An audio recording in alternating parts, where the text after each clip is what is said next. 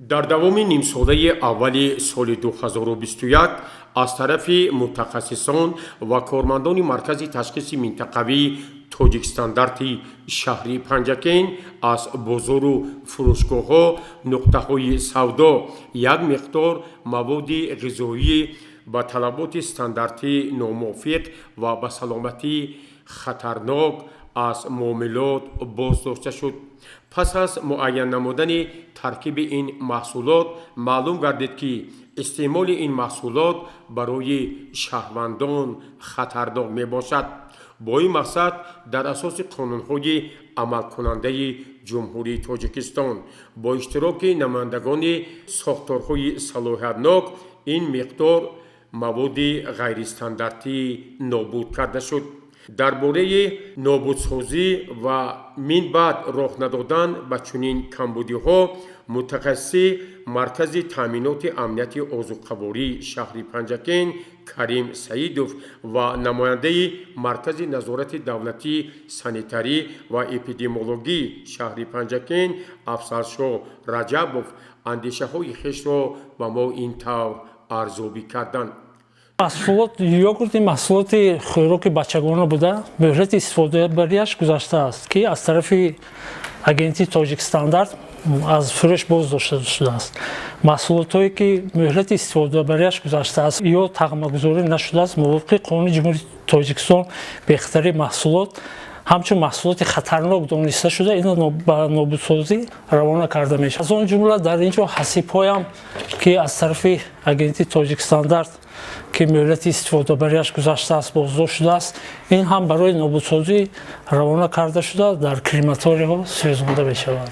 از استعمال کنندگان محترم احترامان خواهش می‌نمایم که برای خریدار نمودن محصولات خاک، گوشت خاک، شیر خاک، قرنودی تمام محصولات با تمغه‌گذاری آن اهمیت دهند و بعد خریدار نمایند. این محصولاتی که از طرف اگنتی تاجیک استاندارد از سودا گرفته شد با سلامتی انسان خطرناک حسابیده می‌شود و برای استعمال اجازه داده نمی‌شود.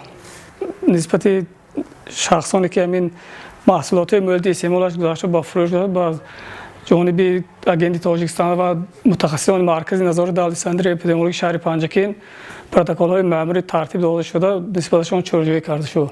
مدیر بخش نظاراتی سودای مرکز تشخیص منطقوی توجیکستاندارتی شهر پنجاکن شاکر امانقولov ضمن سخنرانی خویش پیرامونی از معاملات گرفتنی مال و محصولاتی به سلامتی ضررناک و راه‌های پیشگیری من بعد آن با ما چنین اطلاع داد. امروز ما گروه کاری تصمیم گرفتیم که یک قطار مال و محصولاتی که از طرف ناظران مرکز در نتیجه سنجش ها محصولاتی که مورد استعمالش گذشته است از فروش باز داشته بودیم با کمیسیای صلاحیتناک امروز در مرکز محصولات مورد استعمالش گذشته رو نیست و نابود کرده ایم. قسما برای خوراک چهاروا و قسمش رو برای سوزاندن نابود کرده می شود. بسیاری محصولات ها از شهر و دیهاتی پنجاکن از فروش بازداشت کردگی محصولات مورد استعمالش گذشته همه محصولات ها موافقی سند گرفت نمونه با آزمایشگاه مرکز سپارده شد. در نتیجه تشخیص آزمایشگاه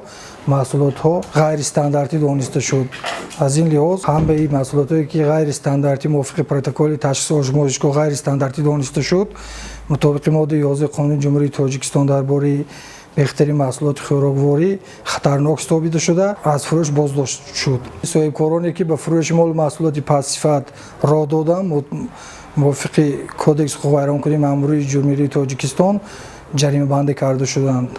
مورد ذکر است که در مرکز تشخیص منطقوی توجیکستاندارتی شهر پنجاکن آزمایشگاه محصولات خوراکواری با تجهیزات زمانوی تامین بوده برای دقیقاً معین کردن ترکیب محصولات غیر استانداردی از تمام امکانیت‌ها استفاده برده می شود.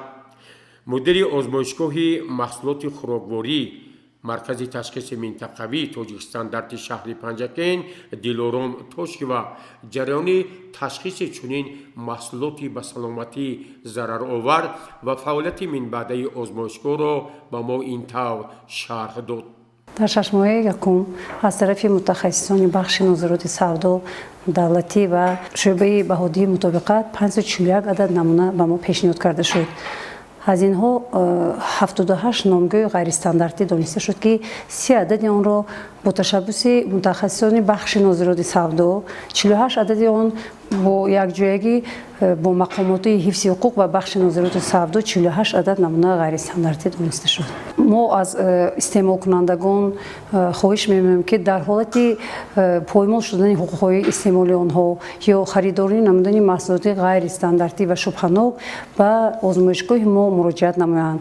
мо ҳамеша дар хизмати истеъмолкунандагон мебошем ва метавонанд ки ҷавоби ҳамон ташхисҳое ки чӣ хел шубҳанок бошад, мо ҷавоби онҳоро ба онҳо пешниҳод намоем. дар озмоишгоҳи мо ҳар сол бо як таҷҳизотҳои нав ва замонавӣ таъмин карда шудааст. ягон хел маҳдудиятҳо нест. мо ташхисҳоро мутобиқи талаботи регламенти ҷумҳурии Тоҷикистон, техникаи ҷумҳурии Тоҷикистон, бехатари маҳсулоти хӯрокворӣ, тамвагузории маҳсулоти хӯрокворӣ ва ҳуҷҷатҳои меъёрии техникӣ аз назар гузаронида ташхисҳоро мегузаронем. дар ҳолати ғайристандартӣ баромадани ин намунаҳо онҳоро ба бахши нозироти савдо барои чораҷӯӣ пешниҳод менамоем.